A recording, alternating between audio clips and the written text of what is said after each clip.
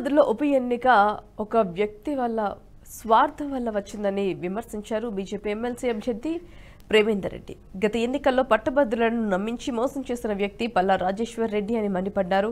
ప్రజలు నమ్మి ఓటేస్తే తన స్వార్థం కోసం రాజీనామా చేసి ఉప ఎన్నిక తెచ్చారని ధ్వజమెత్తారు. పట్టభద్రులను అవమానపరిచిన బీఆర్ఎస్ కు తగిన బుద్ధి చెప్పాలన్నారు ప్రేమేందర్ రెడ్డి. ఒకవేళ ఎమ్మెల్సీ కావాలనుకుంటే ఎమ్మెల్సీగా పోటీ చేసి పూర్తి 6 సంవత్సరాల టర్మ్లో ఉండాలి. ఇది ఆషామాషి ఎన్నిక కాదు. మొత్తం మన యొక్క ఈ వరంగల్, ఖమ్మం, నల్గొండ ఈ పట్టభద్రుల యొక్క నియోజకవర్గం 11 జిల్లాలలో ఉంది, 5 పార్లమెంట్ ఏరియాస్లో ఉంది, 34 అసెంబ్లీ ఏరియాస్లో ఉంది. ఈ ఎన్నికల్లో దాదాపుగా ఈ ప్రాంతంలో 1 కోటి మంది సాధారణమైన యొక్క ఓటర్లు ఉంటారు. కానీ పట్టభద్రులు 4,63,000 మంది.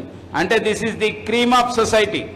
Advocates, doctors, auditors, teachers, private teachers, IAS officers, ఇలాంటి వాళ్ళందరూ కూడా ఇందులో ఓటర్సే. ఇలాంటి విజ్ఞానవంతులు పట్టభద్రులు ఓటేసి గెలిపిస్తే వాళ్ళతో మాట మాత్రం చెప్పకుండా వాళ్ళను అవమానపరుస్తూ రాజీనామా చేసిన పార్టీకి మళ్ళా ఓటేయాలా లేదా ఆలోచించవలసిందిగా చెప్తున్నా నేను.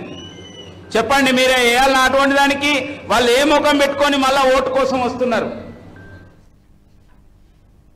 ఈ వీడియో మీకు నచ్చినట్టయితే లైక్ చేయండి, 10 మందికి షేర్ చేయండి. అలాగే కామెంట్ల రూపంలో మీ అభిప్రాయాలను మాతో పంచుకోండి. Nationalist hub group of channels ను సబ్స్క్రైబ్ చేసుకుని తెలుగునాట జాతీయవాద జర్నలిజాన్ని ప్రోత్సహించండి. ఈ వీడియో కింద ఉన్న బెల్ ఐకాన్ పై క్లిక్ చేయడం మర్చిపోవద్దు.